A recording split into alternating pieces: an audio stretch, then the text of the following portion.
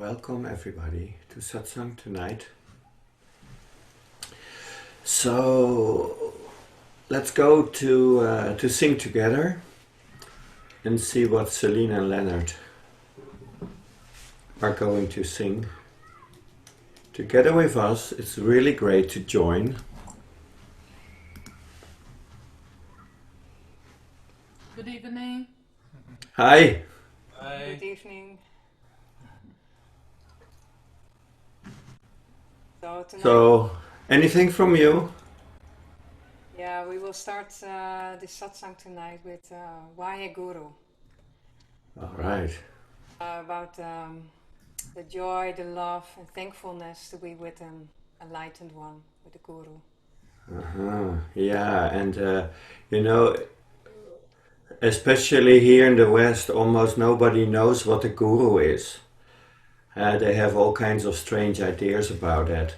And if you really would know what it is, then of course you would do everything to be there. To be with a person who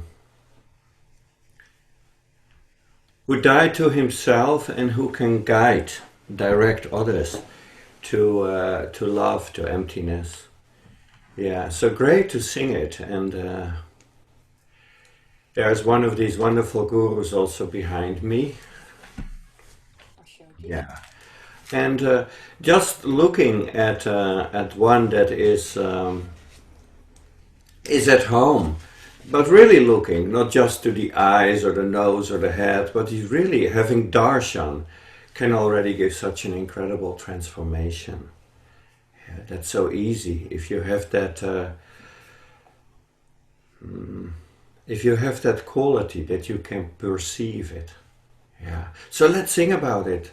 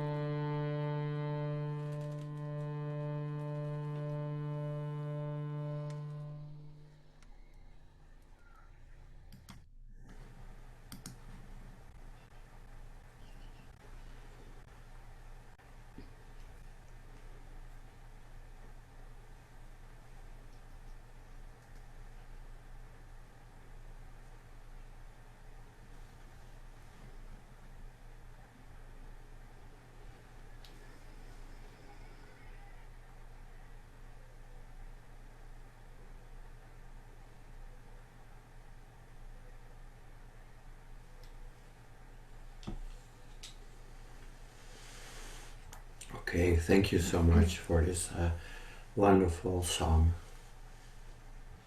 Mhm.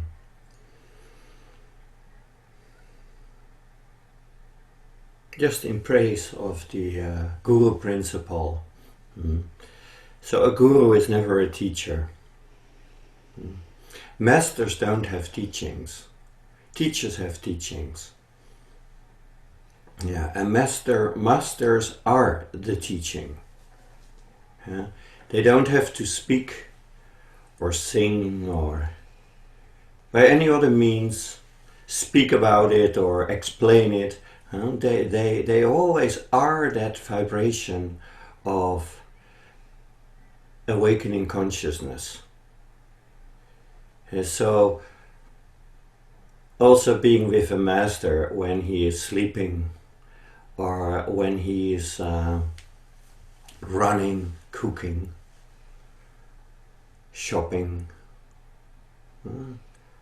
That quality of awakened consciousness is alive in every situation, and just his energy is so much more than any teaching can give to you or any technique can give to you. And so a master like Jesus Christ could say to his disciples when they were asking him about is there any device, is there any thing that we have to do? Do we need to pray, or do we have to give things to the poor? And so Jesus said, no, not while I am here. Just while I am here, sit in my presence, absorb me, and there will be so many more days to come when I will not be here. That's the time for meditation, for praying, for giving alms to the poor. Not while I'm here. So powerful is this Guru principle, and as I just said in the introduction, not many people are aware of what it is. Of course, because in the name of Guru, the most ugliest things have been happening. Sometimes they are very authoritative. They imposing things on you. They follow certain scriptures or diets or other behavior, and they want you to imitate that. They want you to kneel for him, or they want you to offer all your money or whatsoever. Yeah. And of course, these are not even teachers, but they know where your sensitive points are. If they behave according to your mindset, then you will like them. If they give you what you want to receive, you will love them. But masters are not like that. Masters, they on one hand, they have to destroy all what is false in you, and that hurts. And the other side, they will show you, they will reveal you who you are. And you are terrified for that. So that's quite difficult to be with a master. He destroys your ideas, your conditions.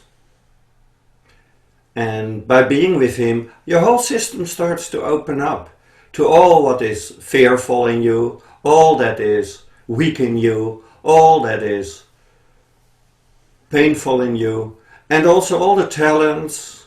He just opens that closed box of your heart. And that's already terrible. And then on top of that, when you start to find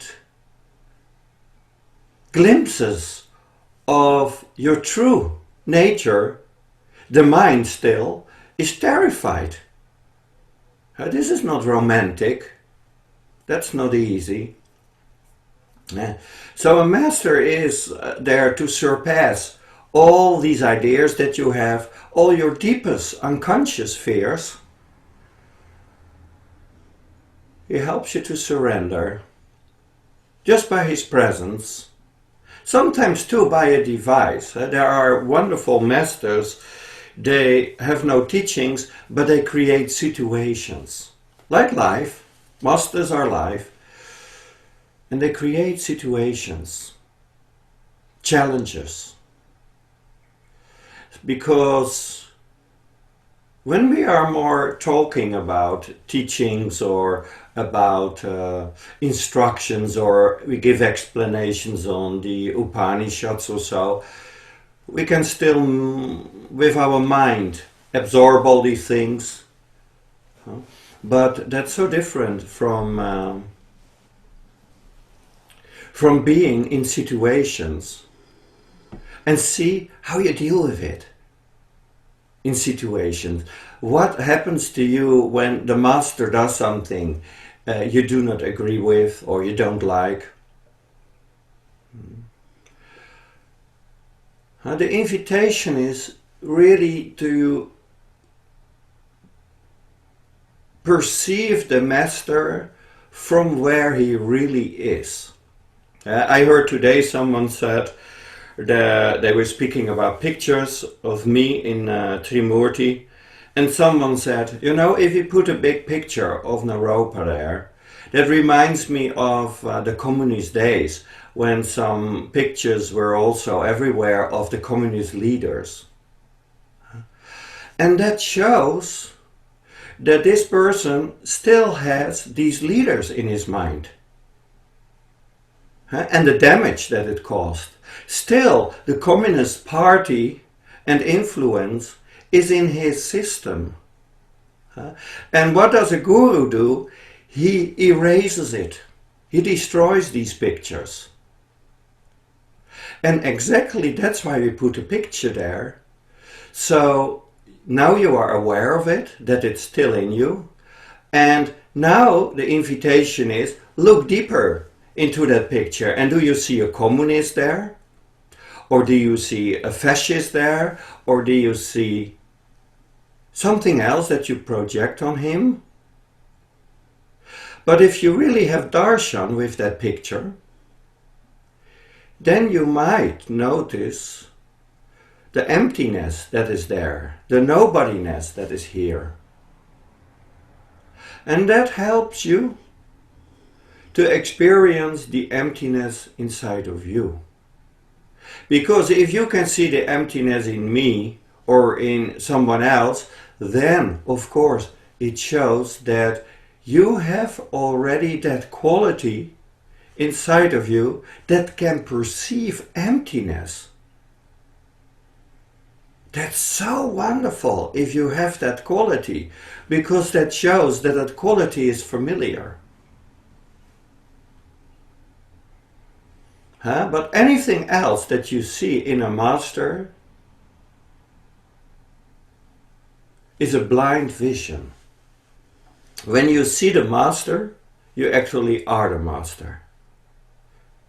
When you really merge with the master, then the master is gone and you are gone. So the master, you might project anything on him or her.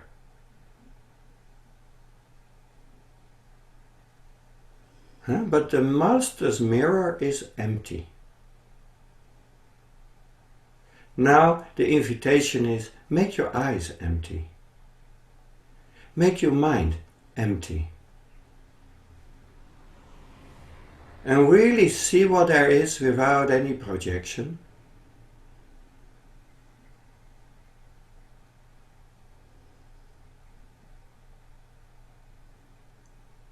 And that's where we sing about. That's the master. The master is everywhere. If your eyes are transparent, clear, you see his face everywhere. You see her glory in everything.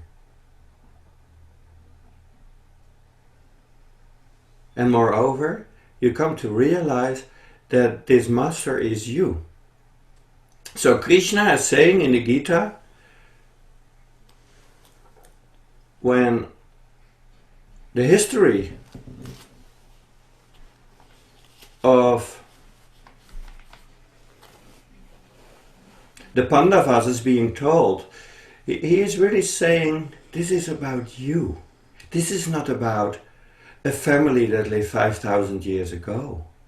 This is always about you. And the Bible is about you. And the Quran is about you. And existence is about you. It's all a reflection. It's so wonderful to realize that the Guru principle is everywhere. And the Guru is helping you to open your heart, to open your eyes. And mainly by his energy and sometimes by an action. The words are just on the first layers. Often these words, when you take them like I agree with it or I recognize it, then it's still not really descending upon you. Then there's still the me that agrees and elaborates on it and understands it and all that stuff. No, that's not drinking yet. That's really you receive the presence of that emptiness. You receive a love that is not from this world. That's how people speak. Of course it is. We have to put it down here on earth. We have to incorporate it. And I say that have, not that it is a duty or something, but it is your dignity and it is your heart that wants nothing else. To be a royal being. And these masters are most of the time also artists. First of all, they know the art of living and dying. That makes already every master an artist. But then also, in their expressions, they are creative. Yeah. So teachers are not creative. They simply have a teaching, and no matter who comes, you ask them the same question and you have the same device. You cannot see all the small nuances. You don't see the entrance, how skillful you really can seduce. You cannot correspond with a heart, or you cannot shock with a heart. You simply repeat yourself again and again and again and again, and your teacher did the same, and the teacher of him or her did the same, etc. These are dead traditions. Masters are alive and can be completely different than their previous master.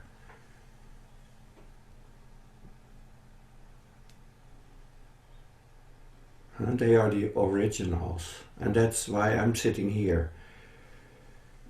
To inspire you to see the original one.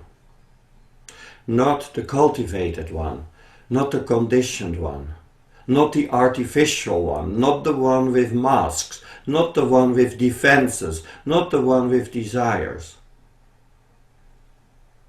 Just the original one.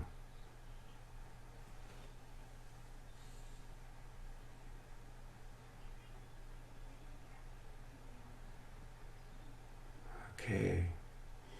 So, I love to hear you too. Mats, ben je daar? Hoor je mij nu? Ja! Hi Mats! Ah, perfect. Hey, Naropa, hoi.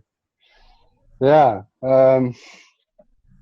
wat jij, English, hè? It's English. Okay. When you spoke of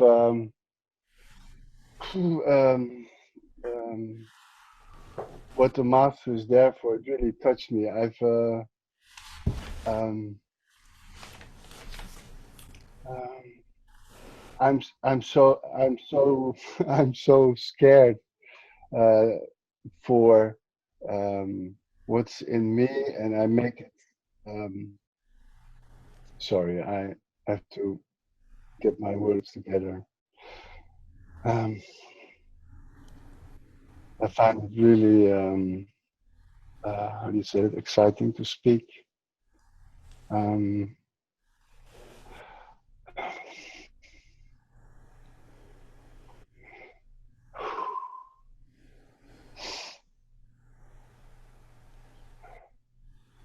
I'm so scared, to really enter myself, and I keep running away, making excuses and not really taking part in life because I'm somewhere up there in my ivory tower having opinions of um, so many things, and it's so exhausting, so tiring. If I really take a moment and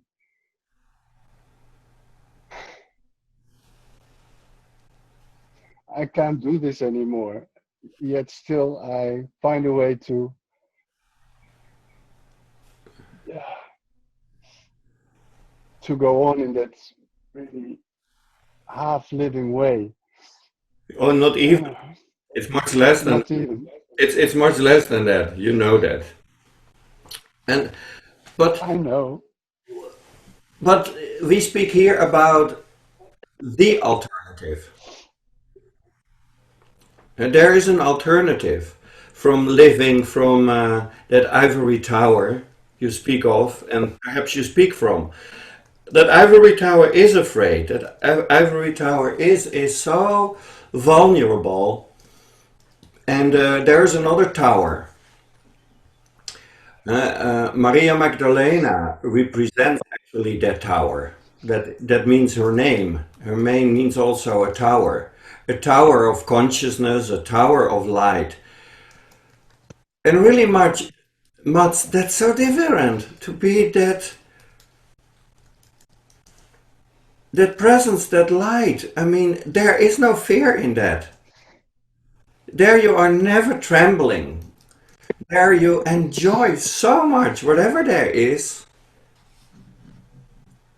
So why should you continue to go roundabout? And it makes you exhausted, as you say. And still postponing to stop the wheel, to stop the mind. Yeah, Well, what is it? Why to continue in that street? I don't know. There's nothing. I'm so, I know, I'm so stubborn. I'm so lazy, I guess, too. And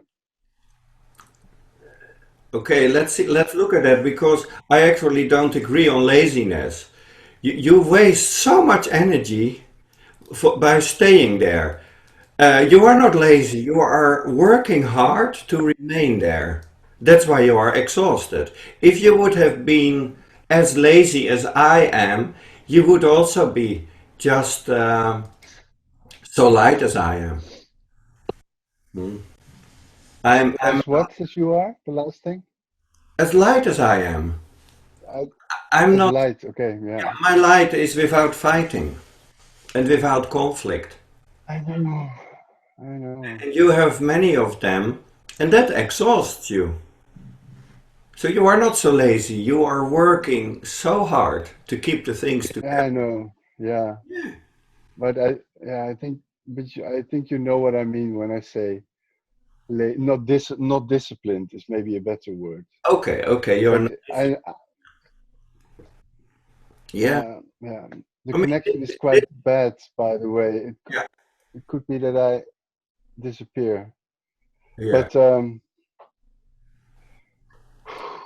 yeah, But you know, if you have no discipline, another quality that I know that you have is intelligence.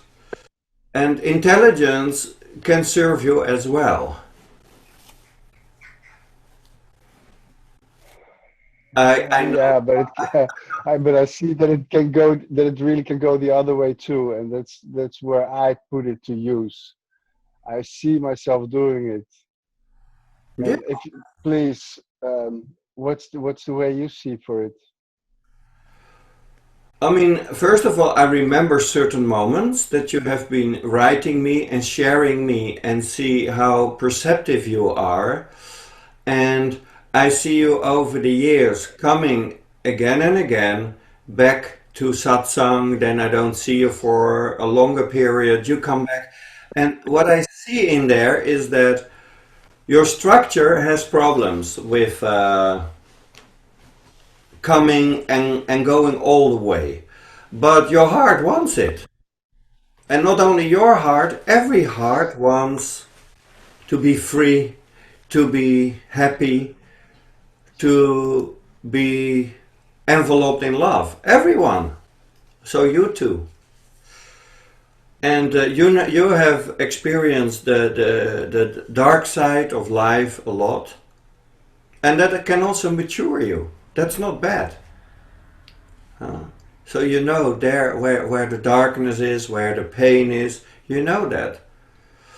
And you also have an intuition about where truth resides.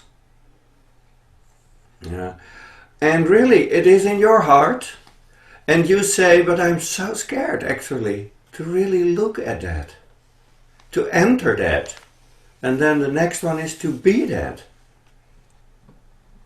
That's all. It's not a long, long disciplined journey.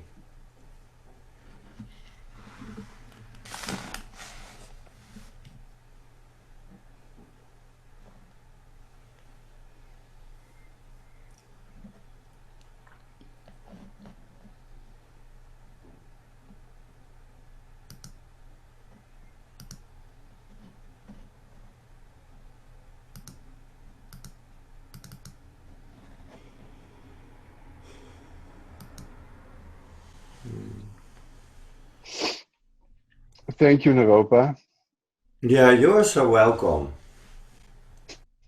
Yeah, I always love to see your mother. Yeah, thank you. You too Really. are an artist. I spoke about artists. I know you have that quality also so much in you. You're very creative. But the Yeah, funny thing is, I know. this is how life is. Creative people have also often destructive energy, and the source of it is the same. So even you can surpass creativity. Uh, What is beyond creativity and destruction? Yeah. And mm, there we can't speak about. It's so deep, it is so vast, but something in you, I know that, realizes that. And that's what I call intelligence. Yes, you can call it spiritual intelligence.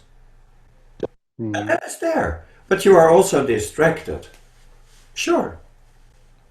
Yeah. yeah, So, very much. so one Yeah. day I hope you are so exhausted that you surrender. That's what I wrote to you the other day. It's about surrender and not about stubbornness.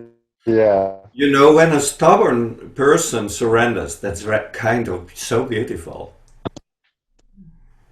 First, you have been building up the no Mm, and the me and the resistance so much. Yeah. uh, And then, wow, you let go when it is so total, your resistance. Then also your liberation is so wonderful. yeah. So let go. Love to see the day. Yeah. Mm. Yeah. It's really like when you have been holding your bladder for so long, longer, and it hurts, and then finally when you can go and release yourself. But it's almost a Mm, mm, mm. okay, yeah, Well, thank you. yeah, I, I. mm, mm, mm. Okay, Iris. Hallo Iris. Hi, hallo. Hey, bij jou gaat die. For you Yeah, it's very good, very clear sound. yeah. Okay. I feel like I'm asking or sharing a lot, So I wasn't really planning to share something today, but now I felt the space because, yeah, I felt it's okay. Yeah. Even if you Uh, do every day, when we have satsang with sharing, that's fine. Uh, There's no quotum. no, yeah, I know.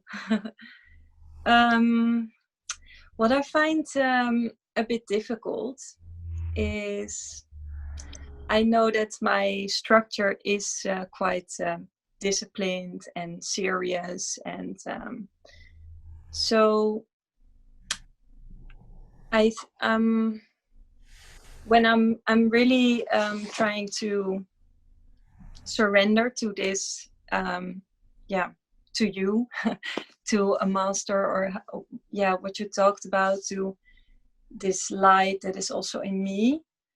But what happens is that all the time my structure or my mind is telling me again, am I doing it right? You don't do it enough, or everything. It wants to do as much as possible. And at the same time, I know that I don't really have to do anything. As you just talked about laziness. And I think in just daily life, like practically, sometimes, yeah, I'm a bit also restless maybe, because yeah, I think, oh, I should. My mind is immediately thinking in all these methods, like, oh, I should meditate every day, and I should do this, and then I can feel good about myself, and then I can see all these thoughts, and I can just let them be and try to go through the day as let's say organic as possible, and just let my body guide. But the mind is still controlling, giving me, making me feel guilty, or yeah, what I shared before, making me feel bored, or making me have to do a lot of things. And it's also, yeah, because I don't have so many distractions. So yeah, I'm just dealing with. Let's have a look at it. You don't have so many distractions. I mean, what I hear is one big distraction. Yeah, because your mind is your distraction. Yeah, so it's not about relationships or all kinds of activities maybe somewhere. No, no, no. Your mind, the content of your mind, the thoughts that you share now with us and you believe in, means you are so entangled in the mind. And then, of course, the mind can even pick up the enterprise to say, I want to get out of the mind. Yeah. And then even the mind says, I try to surrender. Yeah. And that there is not a trying possible with surrendering. You surrender or you don't. It's not like you try. And the mind likes to try, but life comes with surrender. And surrender, and you use the word practical, surrender is really very practical. It is like in every second you can surrender to the moment that is here, totally, or for instance, you actually surrender a lot to the mind. Yeah, that means you are following the mind. Now your mind is your guru. Yeah, your mind is telling you things. It tells you if you do enough, and everything actually. Yeah, and that's quite a lot. You know, that's a lot of thinking. That's a lot of distraction. It's a lot of identification with the thinking process in the mind. Yeah, and then what I'm pointing at has nothing to do with all these things. So it's still the mind that even loves to speak or think about no mind. Because the Guru principle is no mind principle. It has nothing to do with the world of feelings, thoughts, also not with trying. Yeah. The point with that Guru principle is that it is immediate. It is so immediate that when you try to perceive it from the mind, you always miss it, because you make a few steps too much. It's so close by, and you try. Try to be here. Just try it to be here. And that's not possible. You can only be here. You cannot try that. Try to exist.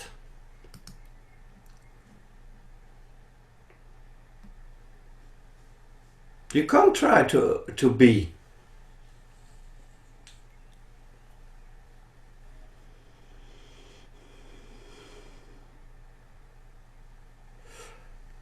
And so this is something that actually your conditioned mind is not equipped for, to understand. And when you do, then you might end up with a teacher, and you might end up with a teaching. The mind would love it, yeah, to give you a very good, very clear system that is so intelligent and without contradictions. It really makes sense according to the mind. Mind would be so happy, but you will not be satisfied with that. Iris, that would not fulfill your heart or your being. That's the point. So the mind is overtrained. It can be useful in many situations, but it is not equipped to merge with the truth of your being. So surrender is that you sink in the here and now, and that you do not follow habitual the thinking process.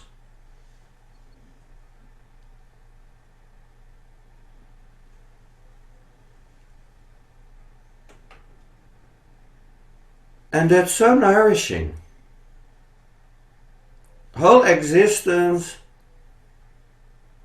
immediately opens her arms and tells you, welcome back. Welcome back home.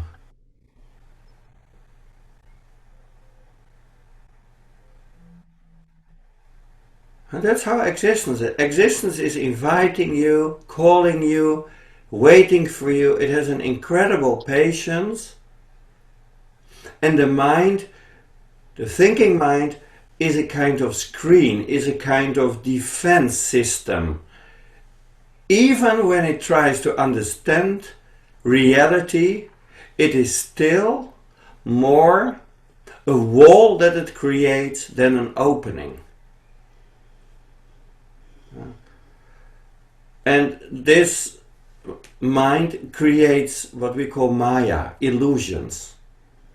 It can even have illusions of religion, it can have illusions of meditation, everything. It can create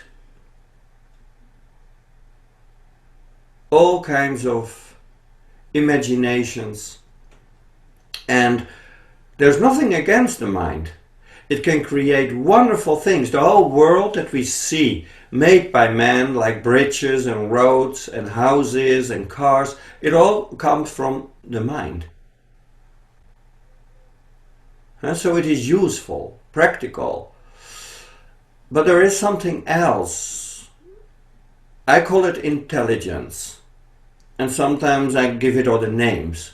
You know, I don't know why that happens to me. I have no fixed names for this. So it doesn't glue to me. When I would always use the same name, then they get somehow infected.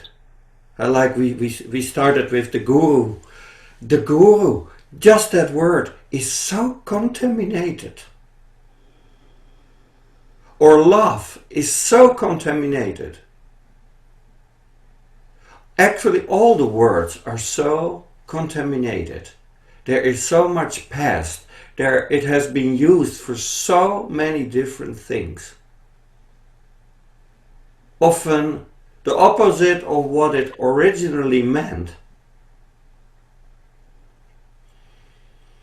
And so your challenge, Iris, is to transcend the mind. That is not you push it away or you fight with it, but you actually rest more in it. And you see, observe, watch the mind creating all kinds of thoughts, comments. You just see they make formations in you. And it goes habitual. It doesn't need, let's say, you. It happens. You can watch it. That's a possibility.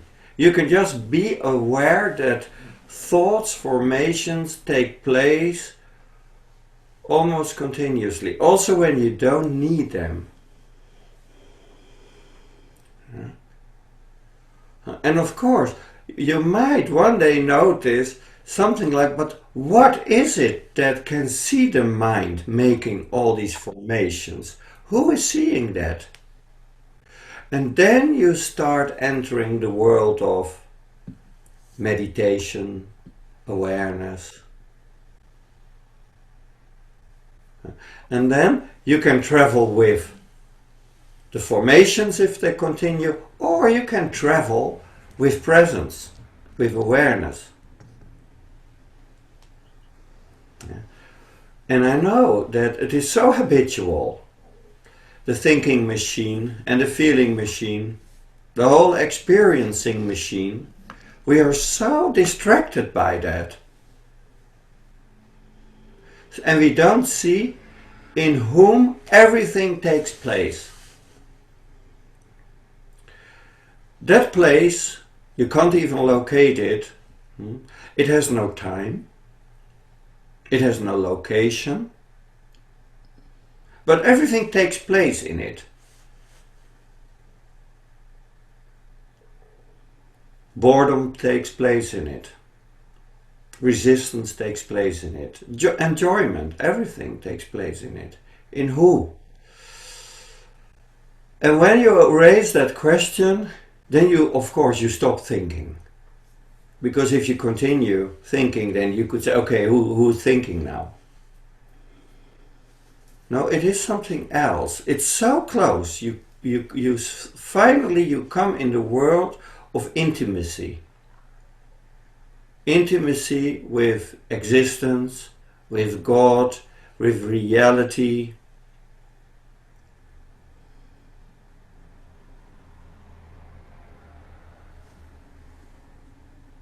And then if you are disciplined, as you say, okay, then you use your discipline not to follow the mindset, but you use your discipline to follow the presence. And the presence is always here. It's always here.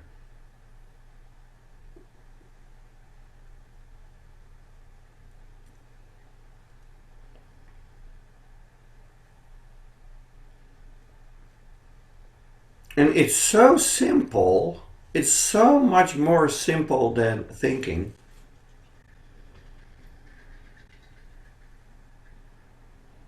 It is here always. It doesn't need even any energy.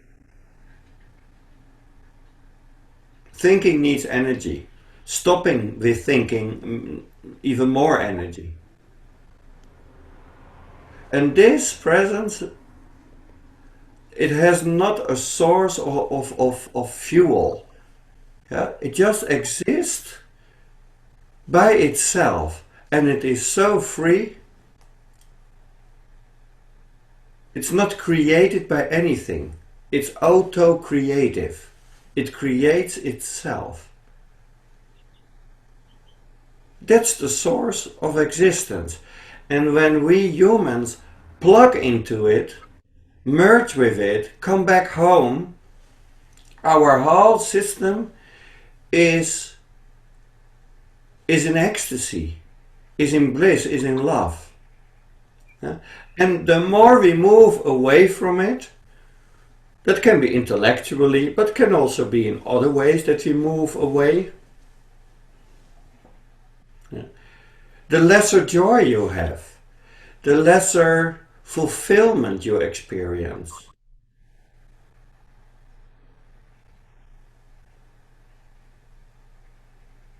And really, this fulfills everything and more. Here is a source that is so abundant, there's no end to that. And in the other direction, whatever you get, whatever you attain, it will leave you sooner or later. So all your investments there will be in vain. But when you enter the self, the real self, and you dissolve in it, then you will be a very creative human being. And whatever is being created is not to get something or to be fulfilled. It's just an expression of your love, of your being, of your existence. Not for any reason, not even motivated by something. No psychology that moves you to be successful or anything. No.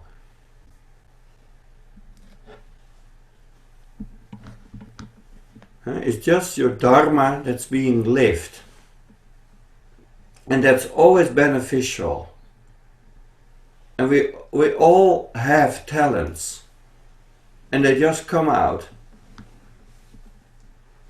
by itself. Surprisingly, unexpectedly, and we don't need any education for that.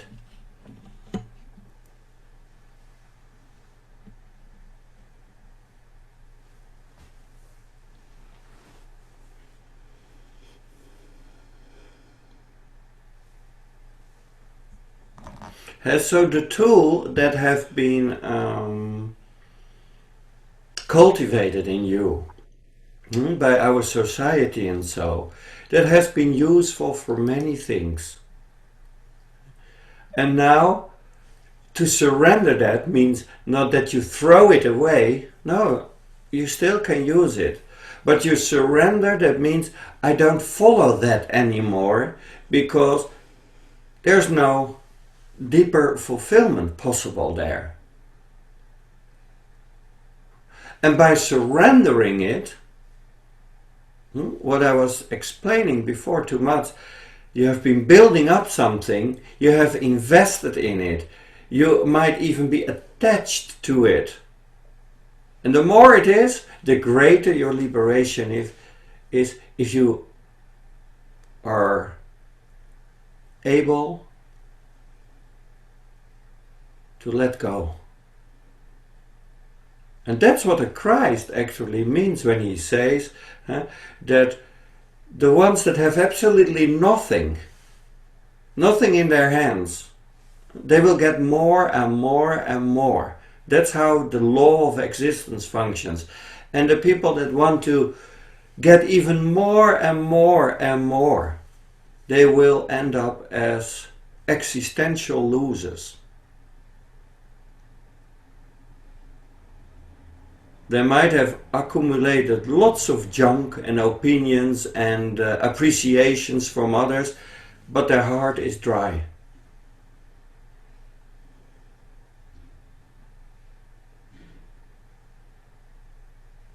And the heart is so full of juice. I mean, it's so amazing when you look at humanity, that only a few people are really so juicy with every second they exist. Joyful for no reason at all. If people are like that, they are considered to be madmen by the so-called sane people. But they are not sane. They are simply engaged in their mind. And they call that common sense and logic and rationality. But they make us dry.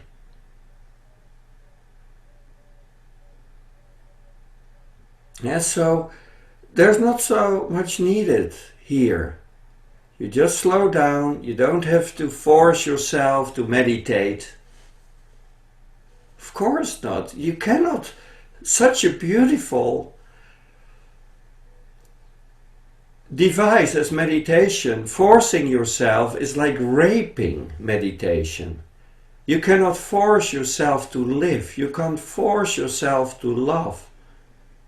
It shows simply you have been forced already so much. And that habit you want to continue on the world of meditation. Meditation works when you love it, when you enjoy it.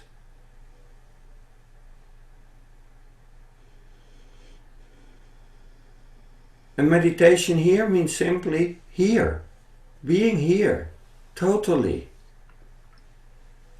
Just being presence itself. And again, you can't try it. So something in you too recognizes this. That's why you are coming here.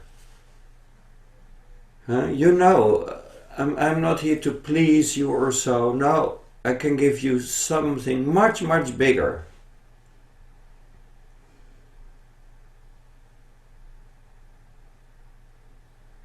And that's your inner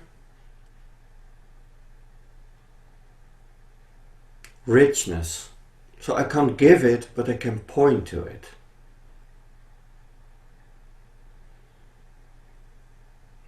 And some of that goes very easy. Like you do now. You listen, you come. And it's being absorbed. But don't think about what you hear. Maybe sometimes there is something that really touches you deep, and that one you remember. About every satsang there are 15 to 20 jewels that if you only would apply one totally in your life, that would drastically affect you and bring you home. If one of these arrows would enter your heart, but you can't take that arrow and put it in your heart. It doesn't go like that. And sometimes you really hear something that means you are shocked, you are deeply touched by it.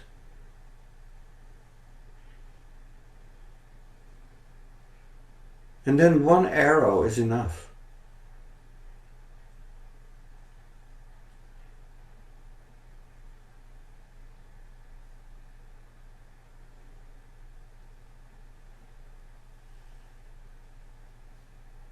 And so the distraction is coming from the thinking.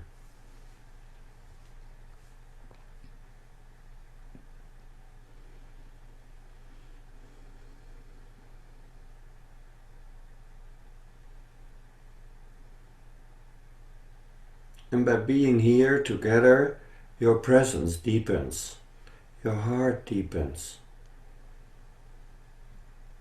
And they might be 95% words. Presence is not a word. Heart is not a word. Guru is not a word. We are so lazy in our mind that when we hear a word and we have a picture or an experience with it, then we say, okay, we know. I know what it is. And there you miss. Just the word is nothing yet. It's just the package. It's just wrapped. What's inside the package? What's inside the word? Love, existence, life, me. And it's such a different language to sink in this.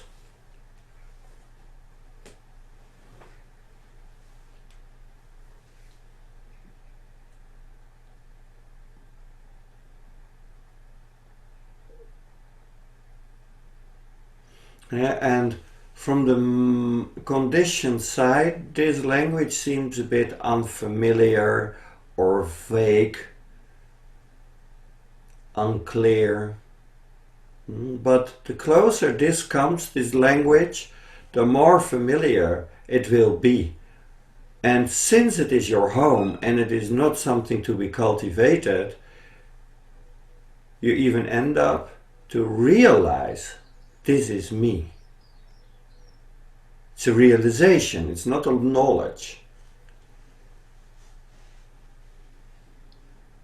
It's not a knowing.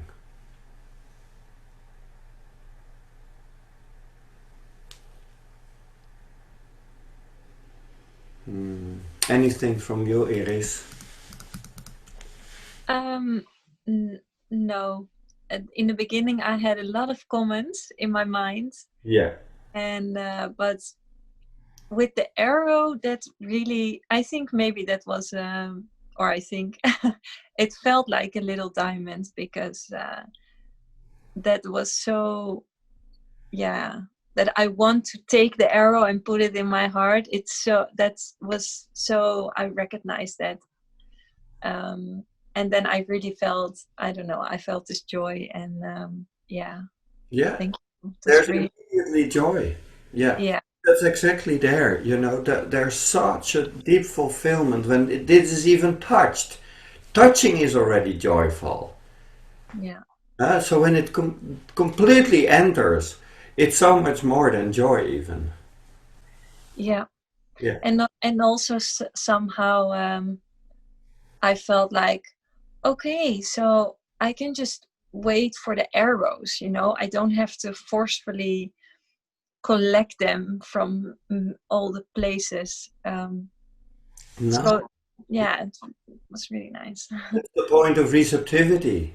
Yeah, Yeah, like this existence is already communicating towards you all the time. It shoots arrows constantly.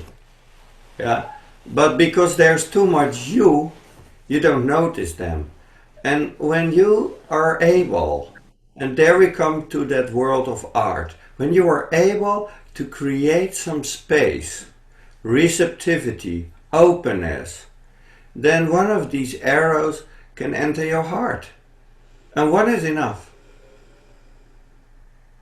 But that's so different than taking an arrow and putting it in your heart. That's not the way. Yeah. So thank you. yeah, thank you. Mm.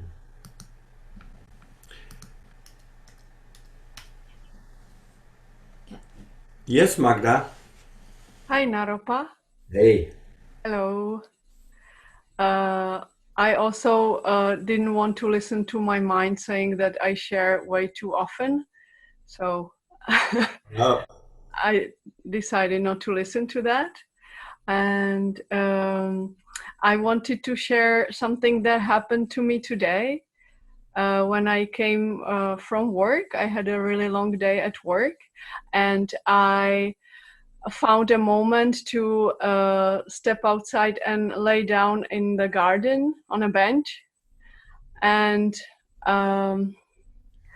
I realized that I am tense most of the time, and that I am so much in the habit of finding reasons for the tension. I realized that it's so natural for me to have always a good reason why I am tensed. And once I realized it, I was able to kind of let it go. And there was this kind of release, and I started feeling this like being in love with the moment and with life itself. And all of a sudden I felt like this is how death could feel, this moment of a complete acceptance of everything and feeling in love with life, and at the same time being able to let it go and leave it. You know what I mean? Yes. So I thought, okay, and immediately I thought of you, and I thought, okay, it would be great to ask Naropa if this is really how death could feel.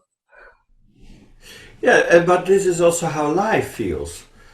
So you speak about this, Magda. Life and death actually happen simultaneously. Because life is here so intense, open in its isness, and there's also the flux of life. That means this moment is gone already. It's now again it's gone. And now that one is gone. So there's no permanence in that. And so life is very impermanent. Nothing will last. And yet there is a quality in this that is timeless. And I'm always a totalist, as you know, and I said just love both. The flux of everything that comes and goes. Enjoy it as much as possible, but attachment is not possible actually.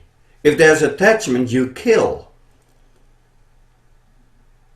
life. You start to preserve it. And everything that you really try to preserve, love too. If you want to preserve love, you kill it. And then it dies. But if you allow love to be exactly what it is, no reason, why do I love? No. Reason doesn't have to be there at all. Why I love? No, why to go into all these questions? No, there's love. One experience of that. That's enough. When you love totally. No explanation, no trouble, no. But what happens when it would be gone tomorrow? And so you live the moment as it is totally. And yet there's also that principle that is beyond even birth and death. That is that suchness, that here-ness, that beingness. And yes, it's so exquisite, it is so mysterious, it's so incomprehensible, just that this exists. All, including the one in you that exists and can perceive everything. That's so amazing. And when you are tensed, then somehow that vastness that you are is so condensed into something so small. And that's not what you are.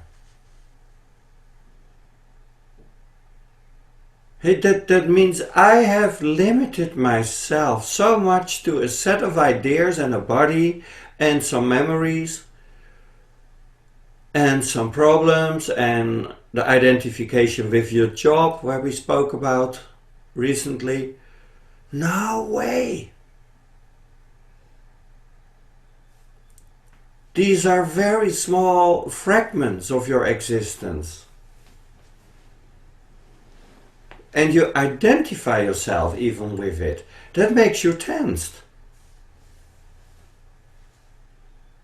You can also identify yourself with the universe. Wow, that's quite relaxing. What can happen to the universe? Yeah, you know, planets come and go. And then we start counting in numbers of light years, etc. We cannot even really imagine that well. It's so vast. So the mind can only work on a very limited space. But the mind cannot comprehend life and the mystery and so many other things. And yet, if we live there, we get tensed. And also the mind realizes that it lives here only for a couple of years. And it has no control. And still it wants to get control. So it is all the time saying this is good or bad, or this means this, and that means that. But we don't know it.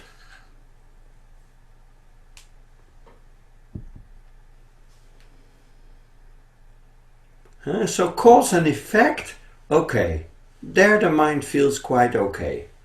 But beyond it, and there's much more than cause and effect in existence. It is part of existence, but it is not everything. Yeah. And that's why the mystics call it a mystery. And the scientists, the deeper they explore reality, the more they experience that it is very mysterious and that it is certainly not logical. They come with expressions like matter doesn't exist. Scientists say these things. Science say that something can be at two different places at the same time. Something can be at the same time at different places in different forms. It's mind-blowing. How is that possible? Nobody knows, but that's what they see.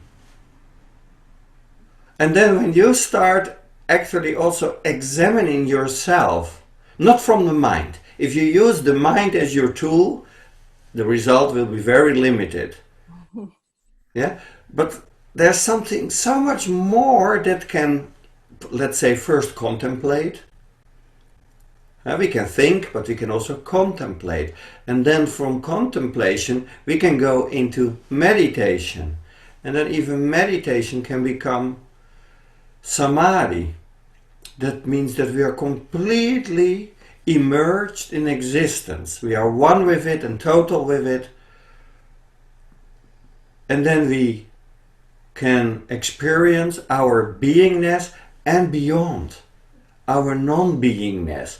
It's so amazing that we are able to enter the mystery of life, and not that one day you understand the mystery. Oh no, the one who can understand or tries to understand evaporates during that process. That's the fun of it. I mean, that's what I say. Most people don't experience that as fun. They want to preserve themselves. But preserving yourself makes you tensed. You don't have to do anything to preserve yourself. You are here. You are here right now.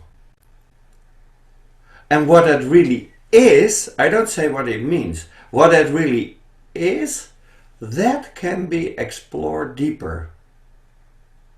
By isness. Deeper your isness.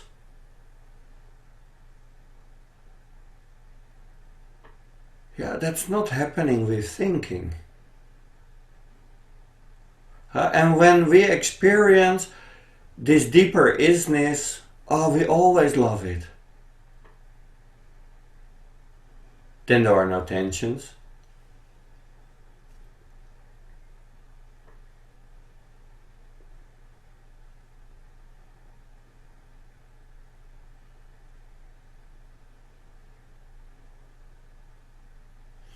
It is even like this, that for instance when people get a road accident or so suddenly, and the body is full of pain and really paralyzed and so, that your isness is so strong in such a moment. The mind, the thinking mind here, is not functioning at that moment. And suddenly the presence that you are is so eminent, so undeniable. Aha, this is the first principle.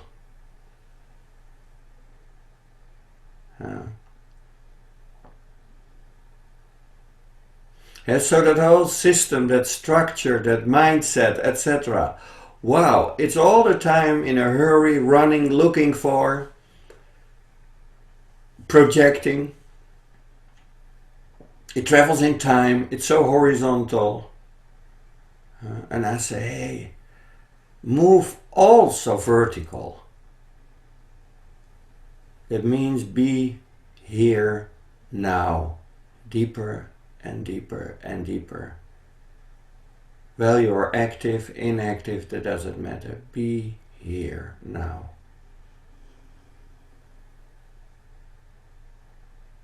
And that being is not something you do. I don't so do here now. Yeah. Yeah, because even the structure is so strong that people start even doing here now. No. That's not it. Relax in the here now.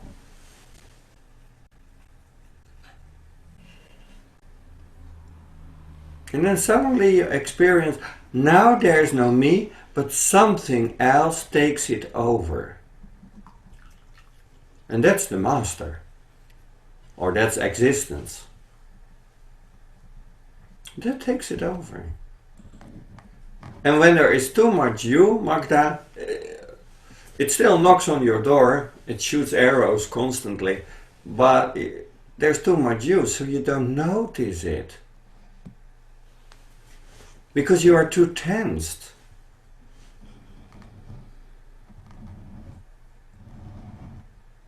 Yeah. So it was a good moment that you just dropped off and was taking a rest.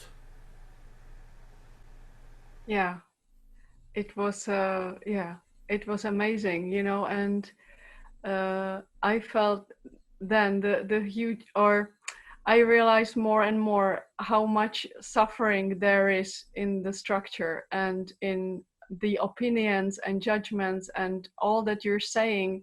More and more I feel how much suffering there is in that. And you know, when I get to the moment when I'm able to realize that this is what's happening to me, or that's what my mind is doing, then, you know, I hear or I feel the calling to transcend that. And I remember you saying at one satsang that you've lost opinions a long time ago. And that was I think that was one of the arrows that I really, that really touched me, because I somehow, I guess I feel that what freedom there is in you and what emptiness there is in you, and you're speaking from that, and I hear that calling, and still I'm so trapped in the structure. So I'm grateful for all the arrows you're shooting.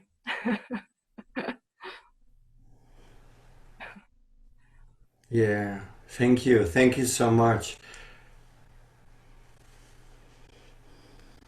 Thank you.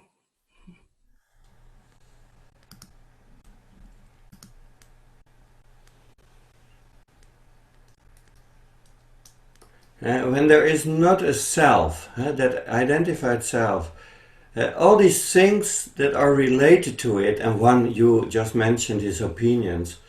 Another I can mention that is you don't have a self-image anymore.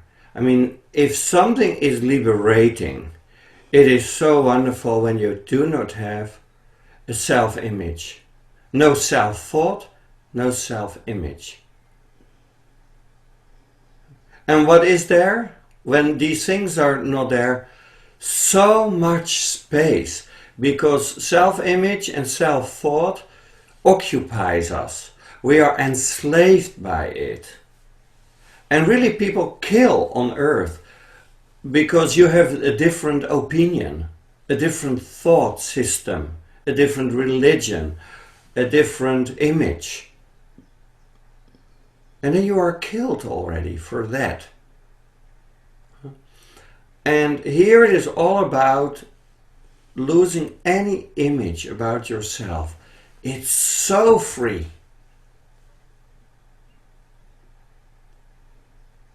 And you have nothing to hold on, because whatever you hold on is false, is cultivated or conditioned. And we learn it. You know that with the kids. We learn to create an identity. People want so soon to know what you are gonna be. You know, Atisha, my youngest son, when he was really like 7 years or so old, and the teacher asked him, what do you want to become? He simply answered without thinking. He said, I want to become dead. They were so shocked, because death? That's so negative. He must have problems or whatever. What's going on there? They were shocked. I spoke recently about it. You know, it was just coming spontaneously out of him. Yeah. And one thing is sure, he will be successful in that. Most people wanna be something and they will never reach it. But here he was smart. Yeah. This mission he will always complete. Yeah. So beautiful, these things that come out of us. Yeah. It's so wonderful. You are already here. That's enough. Just be it. And I say the deeper you enter that beingness, it's so wonderful. The more your talents, your creativity are blossoming, because there is not a me who is afraid or who is ambitious or who is something, who wants something. And if you really allow existence to work through you, wow, that's where how all the masters live, and sometimes the artists are inspired by that. They just have moments of inspiration. And like Knausgaard said, yeah, I write because it happens that something takes it over, and for 2 hours the writing happens completely by itself, and then later on what I'm reading is always really, really to the point, doesn't need corrections. But that's not important what's on the paper. I was elevated for a couple of hours. I was gone. I was lost. And that's the difference between an artist and a master. A master is completely lost. So experience what an artist can experience for a couple of hours. Yeah. Okay. Some other people are lining up. Yeah. Jarka. Yeah. Hi. Hey Jarka. Hi, Naropa. To see you. Yeah, I want to expose something that has been with me, in me, like this I has an issue. And I think you already know about it. But for everybody else, the issue is with alcohol. And tonight, like this morning, it has been triggered again. Because my partner, he went on a drinking spree, uh, and I realized that it irritates me. It really does. Like I react. My reaction is so.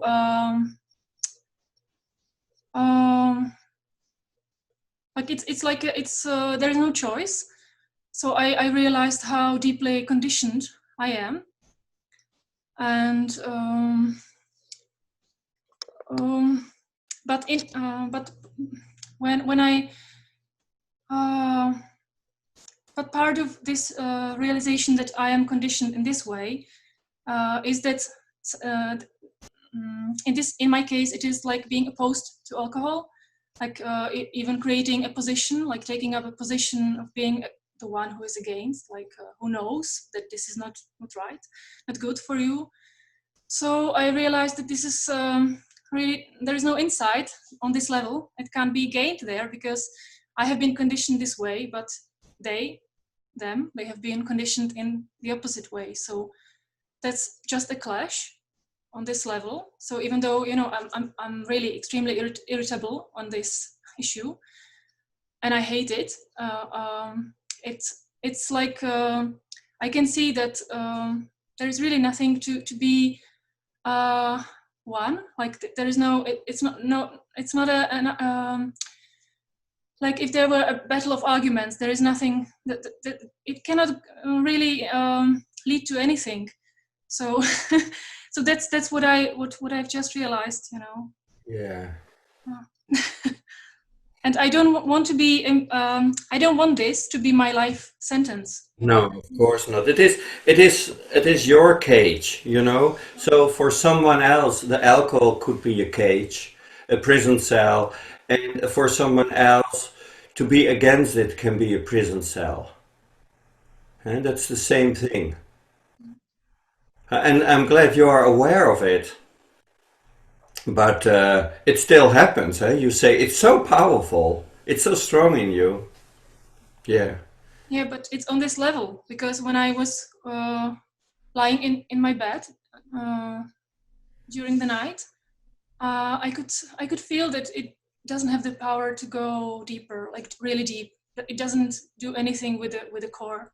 It doesn't have this kind of power. No, so it is a conditioned power. Yeah. So it might be from the one who drinks, a conditioned power. I mean, I would almost say in Czech Republic it is a cultural thing to drink.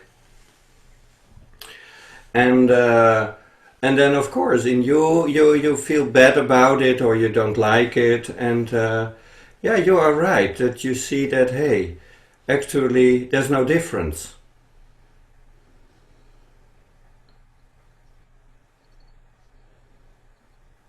Would you like to go out boozing with me? I don't know. And you do? I mean, I'm not so much into the drinking thing at all, but just I have no opinions. Someone just said to me, and I have no self-image, so it is possible. Yeah, but you know what? It's like not. I'm not the one who's never drank anything. Like I also know what it is like to be drunk. Okay. In my youth, I also for social acceptance purposes and for exploration, I also did drink. Yeah. I know what it is like, but there is this kind of there was this kind of righteousness or something like that.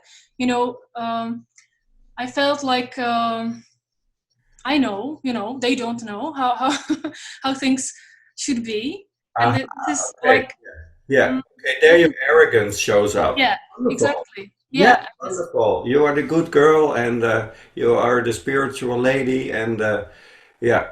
Yeah, anything on the bright side, light side, like it really served to project to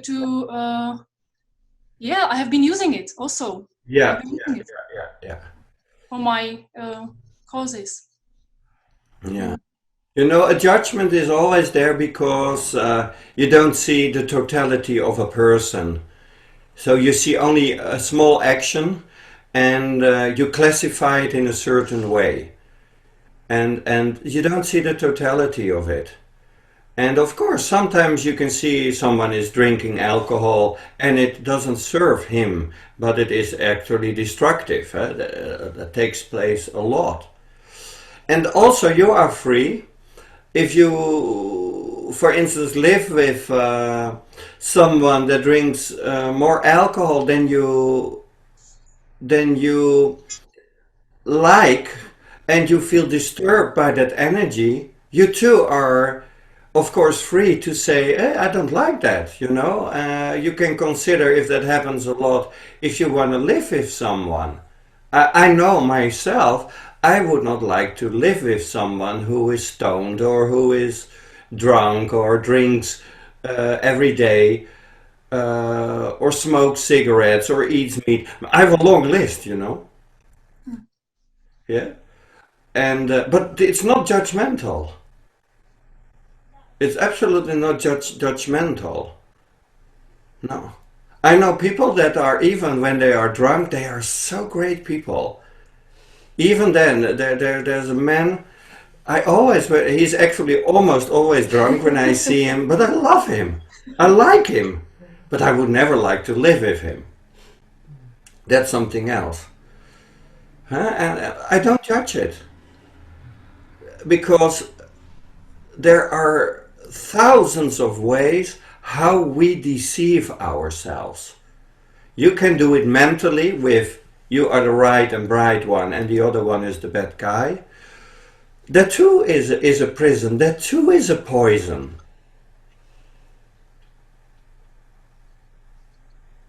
But still you can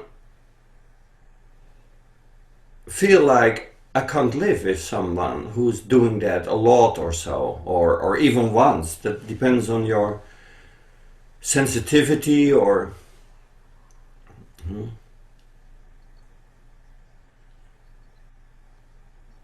But actually, you say it yourself. This is not about the core. This is not about the essence. You know, Jesus was drinking wine with his disciples.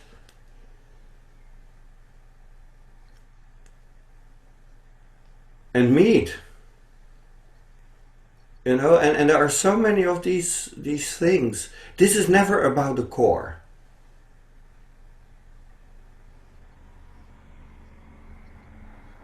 And Nisargadatta smoked, was a chain smoker.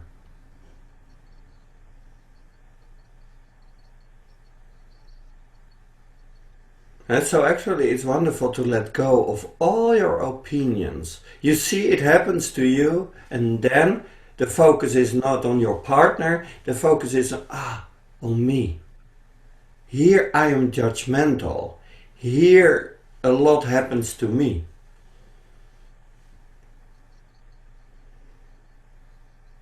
And this is possible to stop.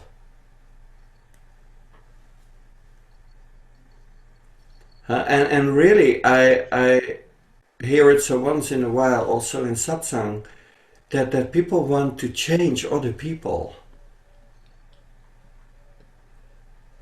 But if you really don't accept it, then too that is fine. Then you can say, okay, I don't want to live with someone in that condition, and then you take your responsibility. So you accept it totally. Or if you can't accept it, that too is fine. Then you say, okay, then I decide not to live with someone who is addicted or who sometimes drinks a lot or whatever.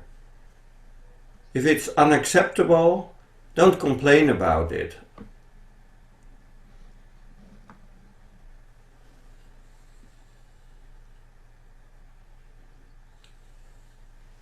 Yeah, but it's always good, what does it say about you? And that's what you also raised, the question. Why do you feel so much disturbed actually by it? I think it's the conditioning. You know, I've been really exposed to a lot of excessive drinking in my childhood and youth. And I really couldn't see like anything positive about it, because it was just not there. Yeah. So I think it's just strong conditioning. Yeah, of course it is, and you have seen how much pain it can cause, and it does.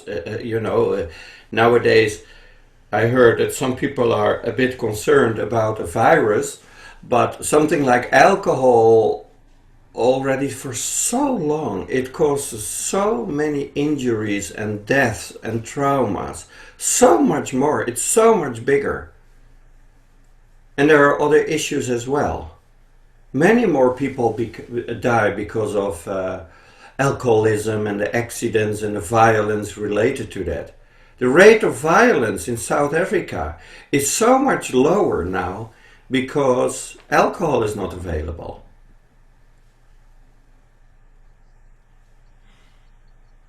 But it is simply more accepted by the society, it's even part of the culture, etc. So people are not much bothered by it. And there are many other issues too like that. So yes, I can really follow you that this sensitivity is there. And if that is unacceptable for you, then it's simply unacceptable.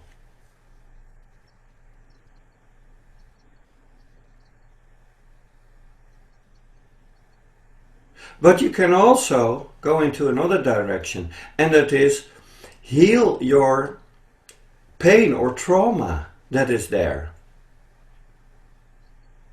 It's the same what I said just before, that someone can, a picture of me reminds this man about communist leaders. So that means the pain of communism is still in him, projected on me. Now the pain of alcoholism is still in you, projected on him.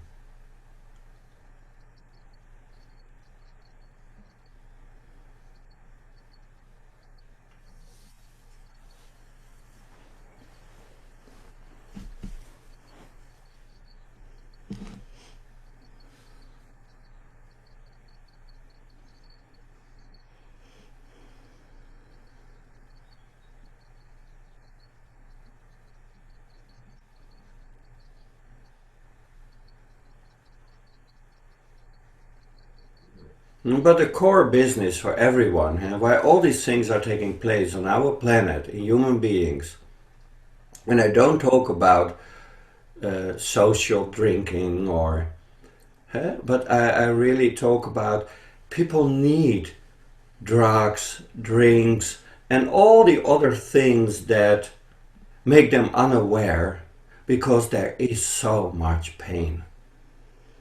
And of course they are not honest and they say, come on, we are having fun, we have pleasure, and so. No, it's not true. The real pleasure we have, the real drunkenness we have, I mean, I taste it every day. But that's from another source. That's from freedom. That's not an addiction. That's not tensions that I have that need to be released. That's all out of unfreedom that it happens.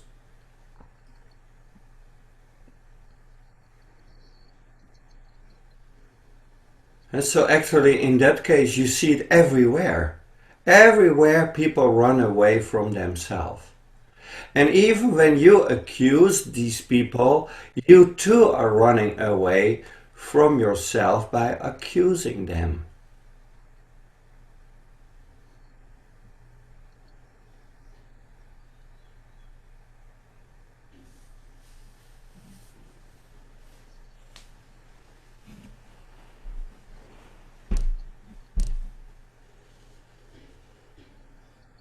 And I really appreciate, Jarkko, that you expose yourself. That you not point your fingers to someone else, but that actually you are aware that here in you, you do this. There's this sensitivity. But if it is a big thing, you do not have to endure this all the time. Especially, I found out in the Czech Republic, the women are so much trained in enduring all kinds of things.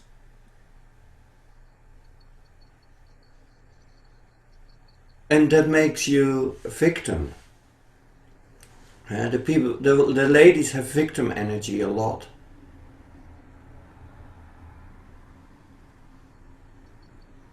And it's so wonderful. Come in your strength, in your power, and you have it. I've seen it so often.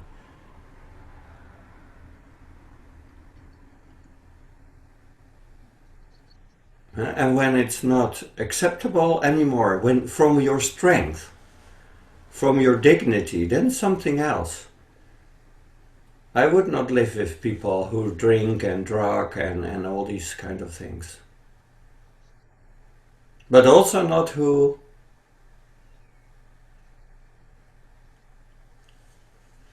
criticize all the time, being negative, feeling better. That too is terrible.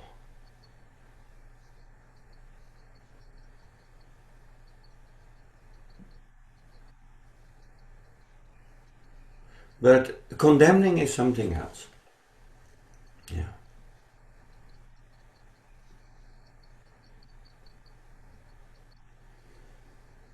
Anything from you? No, I think you've really hit the point. Like, and I'm glad that I've finally come the full circle. I think because I feel like I can deal with what is, like, on practical level. I can also decide to leave my partner, or just tell him not to come anywhere near me when he's drunk, like I've done. And I feel that's not done from the judgmental energy. That's really what I feel like, what's right. So when I'm able to distinguish, and when I heal my trauma, as you say, then I think I will be ready to make a decision. Because if I don't want to play games here. Yeah. I want to be I want to be truthful. So I don't feel like enduring something. I feel like I've been on the path of discovery. So once it's made, it's made. Yeah. Fine. So explore this well. Mm-hmm. Yeah. Thank you. All right. All right. Okay. Let's go to Bas.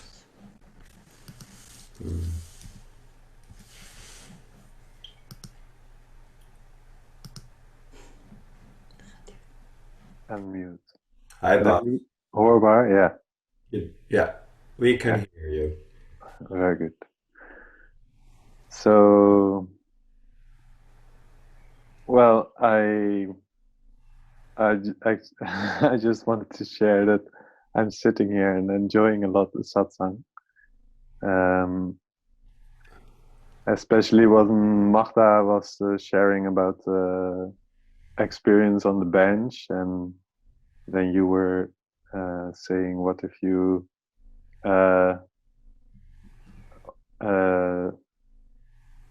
do not, I forgot the word. I mean, if you relate with the universe and not with all the small things. And it was really deeply relaxing me and very enjoyable. And I was just listening and listening to the words, and it felt so nice, because often it's also a bit a struggle to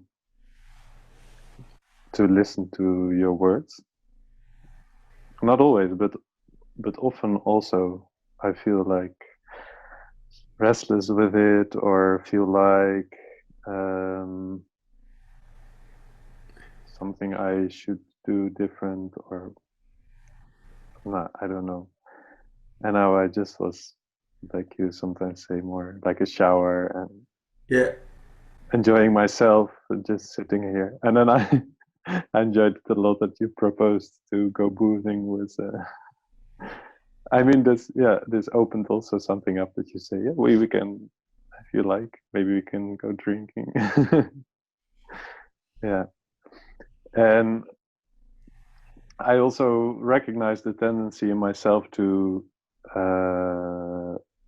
drug myself with thoughts or with masturbation or with alcohol sometimes or with eating or with diazepam or The list is long. the list is long actually. Yeah. Yeah, there's so much variety. It's amazing. It's really Yeah, so it's much. amazing. Yeah, yeah, yeah. And really, we do that because we actually don't want to feel bad. Sometimes we say we do it because we want to feel good. And this is all because we don't know that there is something possible that is so juicy, that source is so wonderful, and that is not just something for a couple of hours. Yeah. We were singing this song from actually it's coming from the Nanak tradition, from the Sikh people, and men like Nanak and Rumi, Kabir, they speak also in these terms that they are drunk. Mm. But this is not drugged. You know, this is not a kind of intoxication, but they call it, I'm intoxicated with the divine or with God. It's like this. And people perhaps think, because they don't know these states of consciousness, that this is poetically or that was from the past, 500 years, 1500 years ago, that was possible. They don't know that it is possible now for you. Yeah, I know what you're talking about because That is so. And I'm not saying these things that I share here with you so you start feeling better or you start feeling intoxicated with God. No, actually, that is a side effect. I'm here not like I want you to feel blissful and all these things. That's not what I'm actually directing people to. That's simply the effect of it. That's how our body-mind structure, nervous system included, responds on being at home with oneself. And that's why we know this is it. People that experience this or know this, they know that yes, this is what actually life wants us to be. So not the fighting and the competition and the guilt feelings and the inferiorities, etc., etc. That is so painful, and it is so painful that on top of that we need diazepam, mood stabilizers, alcohol, gaming, pornography, etc., etc., etc. So much. The list is very long. And it is not helpful. That's the thing. It doesn't help. It just maybe for 2 hours you are gone, and then there's always with all these things that you mention, it has a side effect that's not so pleasant. There's the hangover. Yeah, but I can also relate to the other almost drug-like quality of presence. For example, this morning I felt something in my legs. I was just having a walk after a meditation, and it was inside of my legs, and it was so enjoyable, and it was just actually for 50 meters or so, and it had something like a drug, and everything fall away, like the thinking and so and. But wait, but this is the other way around, you know. We say it has something like a drug, so you make the drug the standard. No, it is the other way around.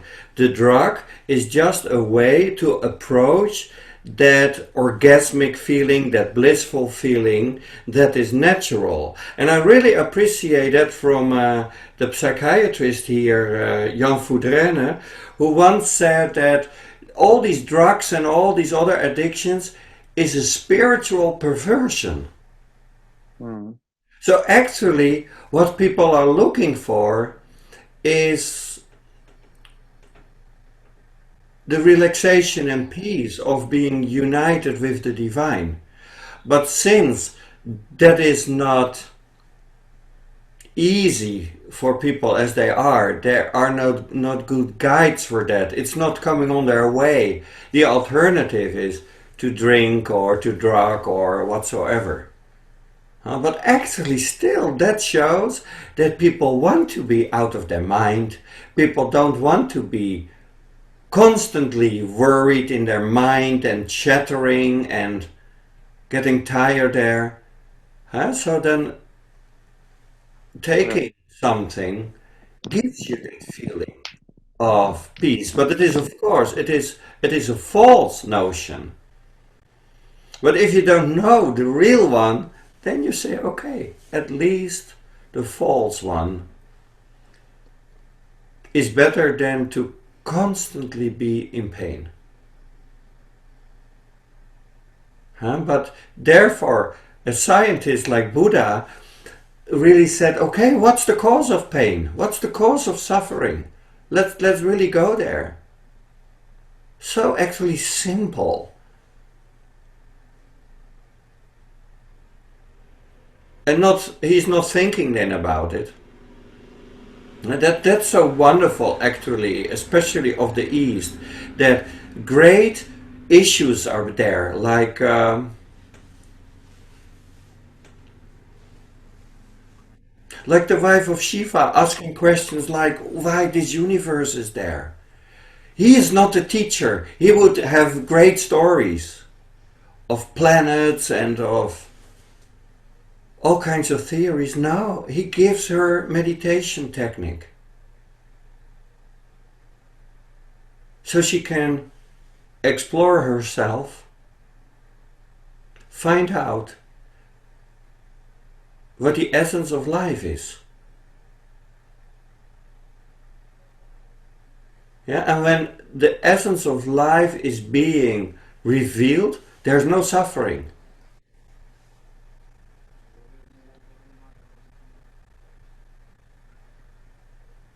But this is a quest to apply upon your life. What do you miss? What makes you restless? What makes you unfulfilled? What makes you tense, etc. You look at all these things, what that is. I was so intrigued myself too when I was 17 years old and came to work in psychiatric clinics. And I saw all these grown-up people, 40, 50, 60, with all these problems. And of course you can help them to cure and feel better, etc. But I really wanted to go a little step deeper.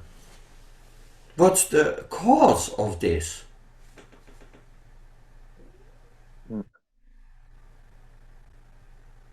And actually, the cause is that people don't know who they are.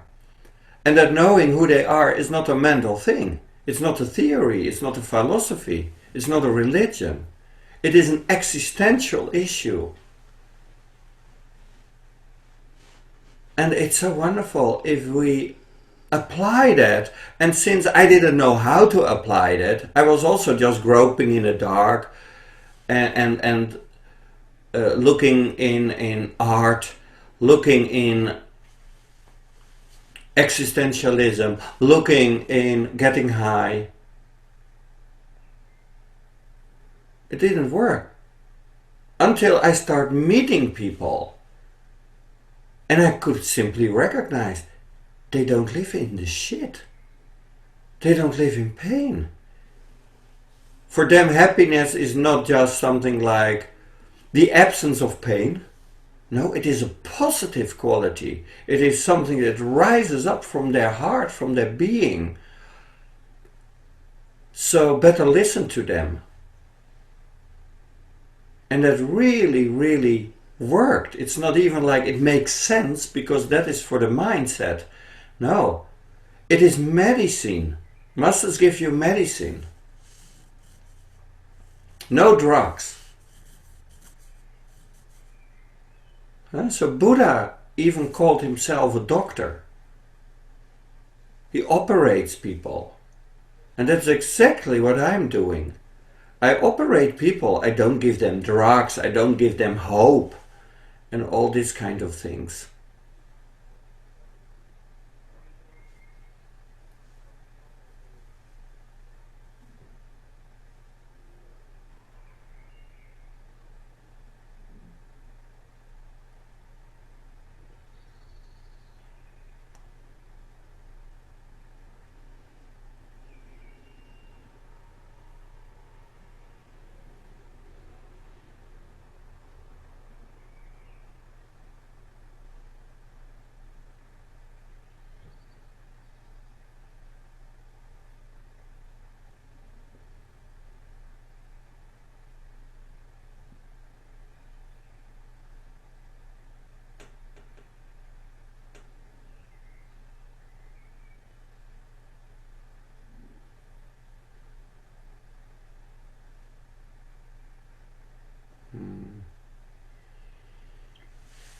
And often in our meetings or retreats, we just sit like this.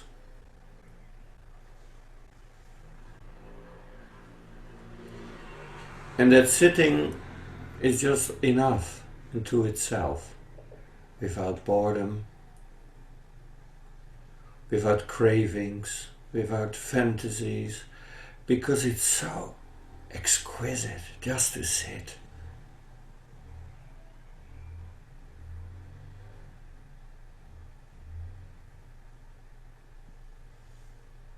And being immersed in this moment.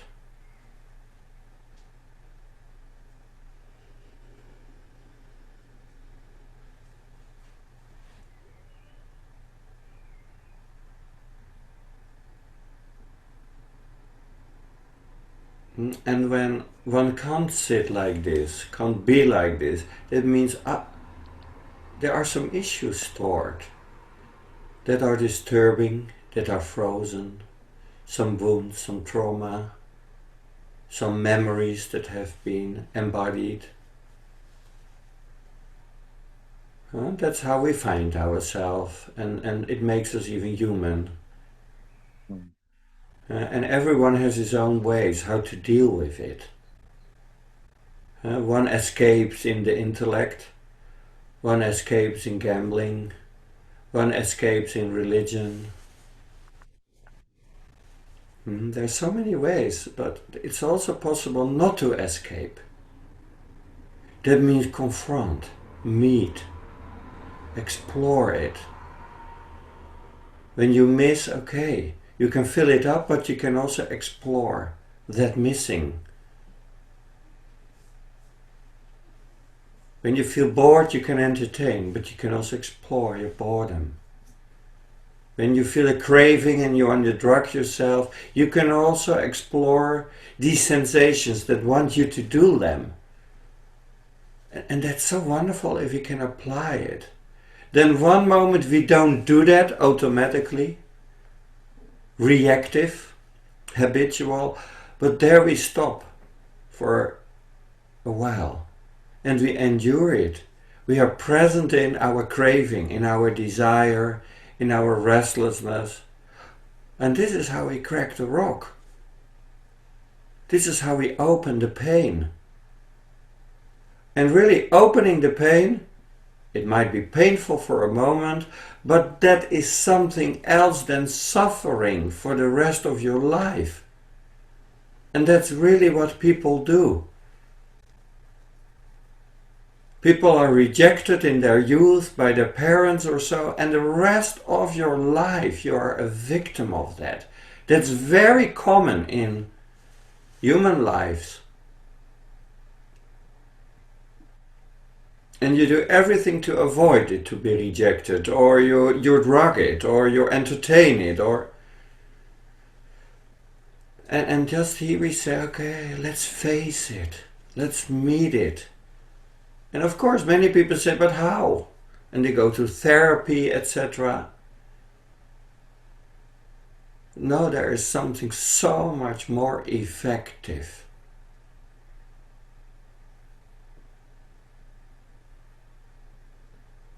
But yes, I love always your honesty. You say, yeah, it does also something, you know. If people listen to me and they, for instance, get irritated, wonderful, I know. The arrows start reaching the target. Good sign. Yeah. Yeah, it's really, it is like this. That's why I endure it. Yeah, you somehow endure it. That's great. Endure it. Endure it. Not because you're a masochist, but you want to go and deeper to come to the source of suffering. And when you come to the source of suffering, you find the key for living in abundance and in freedom.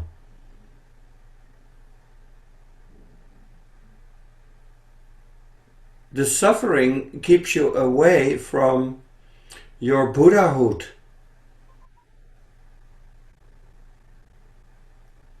And running away doesn't bring you closer to it. You create more layers. And after a while, you are completely numb or alienated from existence. A zombie. It feels so painful that it's often difficult to listen to you. Mm-mm. I mean, Yeah. it's really painful. Yeah, It's really sad. I can imagine that. Huh? But you listen to one of the most joyful and blessed beings on this planet. Yeah, that's why it's so It's such painful. a contradiction, you know. I love Yeah. life and human beings and Yeah. all the animals on it and the ocean. I love it so much and I enjoy it so much. I'm not one of these suckers, you know, that look and everything is Maya and we are not here to enjoy and all these life negative approaches. Here's someone who embraces the life in all its enjoyments and in all its depth. So, and when you hear me, and immediately you start feeling, for instance, guilty, inferior, I cannot live up to that degree, and whatever. It's again the mind interfering all these things and pulling you down or pulling me up or down. It's all possible. Yeah. And it's very relaxing when this falls away Yeah. and yeah, it's like I see a lot of people feeling threatened by you. So when I share to other people, I'm very surprised how little people feel like coming ones or whatever. And then I realized that this threatening energy is the same energy when I listen to a satsang for you, for example, and I feel threatened since. Yeah, and it is so. It is, I am very threatening to your whole ego sense and your mindset and your whole conditioned and slave structure. Yes, I'm a man of freedom and whatever is possible. And it's really my joy, my fun. I'm not Yeah. even serious about it. I have no pretensions about it.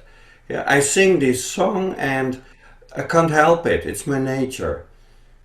But But that's why it's so. I feel so sad that that it can be so difficult to listen to it. It's really sad because I love it so much, and when this is easy, I mean, just being with you or listening to you, or of course also to the rest of the life, but also with you a lot. And it's so painful when it's painful, or when it's, Yeah. And yeah, it is. So the pain is also a door, but don't get stuck in the pain. Don't get even identified with the pain. Hey, you can also be stuck there.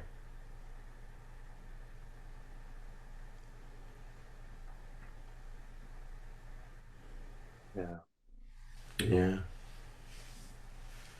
So let's celebrate this with some music. good. Yeah.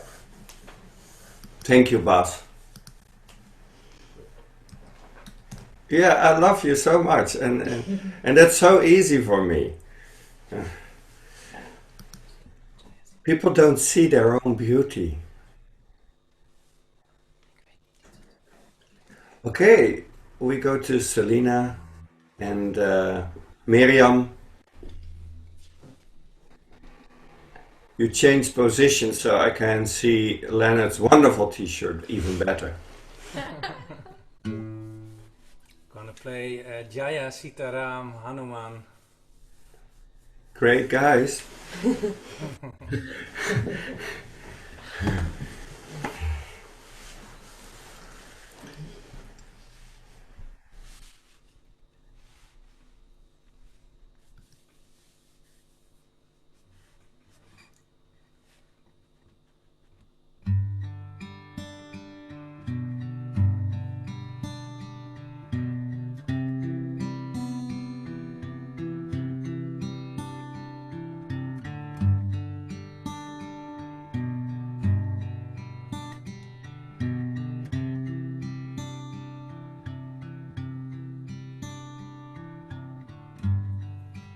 Jaya Sitaram, Jaya Jaya Hanuman.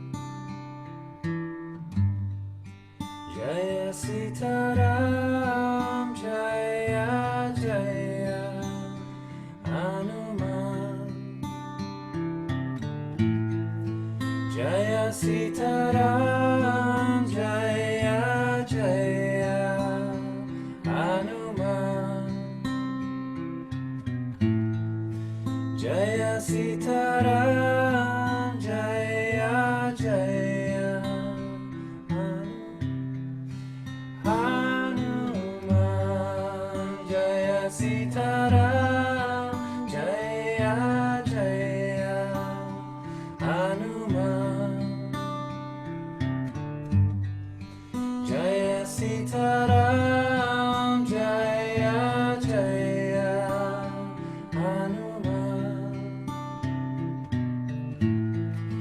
Jaya Sitaram, Jaya Jaya Hanuman. Jaya Sitaram, Jaya Jaya Hanuman. Jaya Sitaram, Jaya Jaya Hanuman. Jaya Sitaram, Jaya Jaya Hanuman. Jaya Sitaram, Jaya Jaya Hanuman. Jaya Sitaram, Jaya Jaya Hanuman.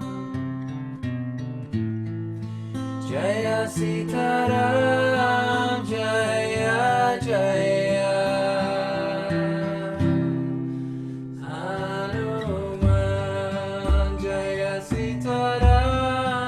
Jaya Jaya Hanuman. Jaya Sitaram, Jaya Jaya Hanuman. Jaya Sitaram, Jaya Jaya Hanuman. Jaya Sitaram, Jaya Jaya Hanuman.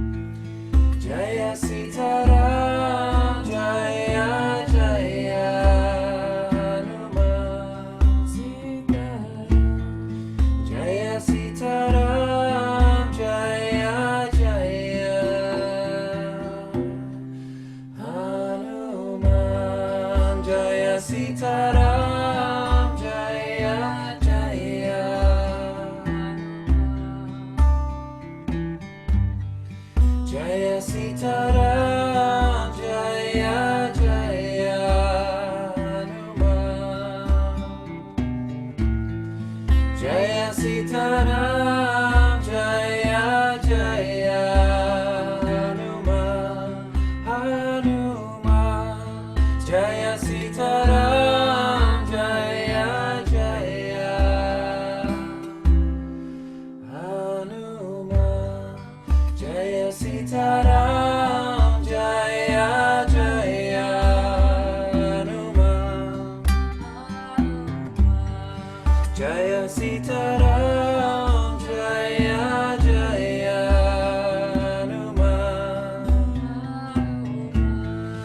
Jaya Sitaram, Jaya Jaya Hanuman.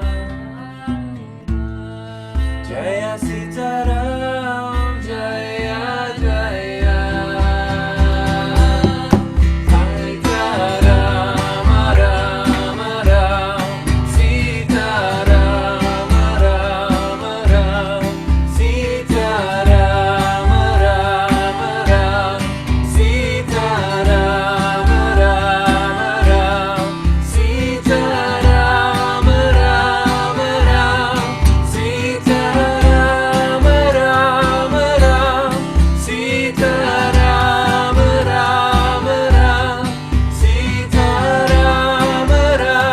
Ram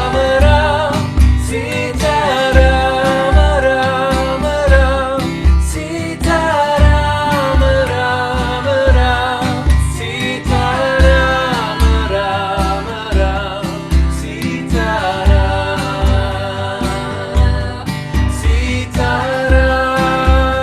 Ram Ram,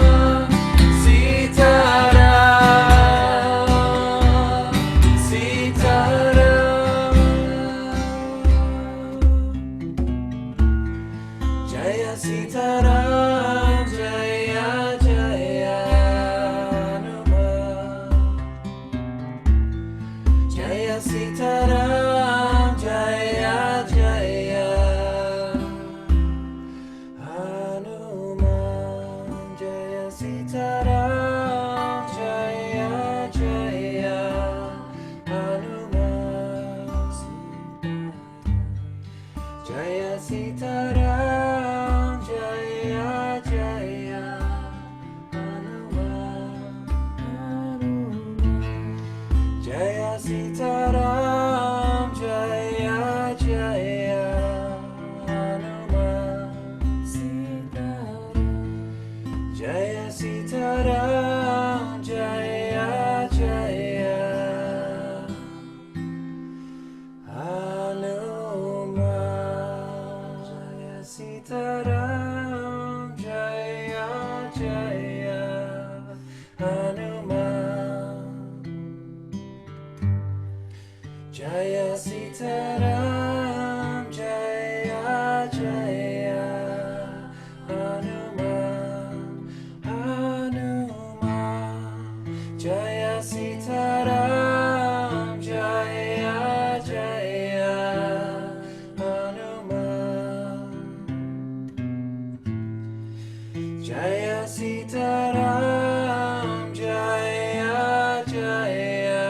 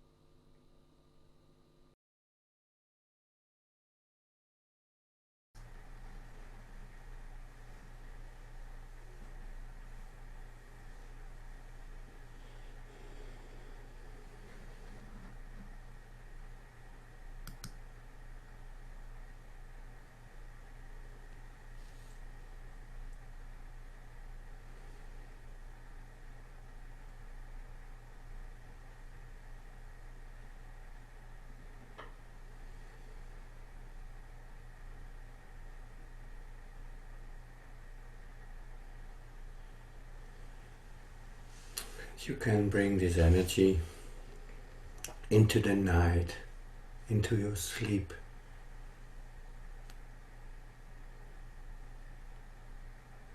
It really makes the sleep a different quality. If you bring this to your bed and you sleep in this energy, and maybe you are not able to sleep, that too is fine. You just feel that subtle vibration, maybe in your legs or in your heart, in your belly, wherever. Thank you for participating in Satsang. Namaste.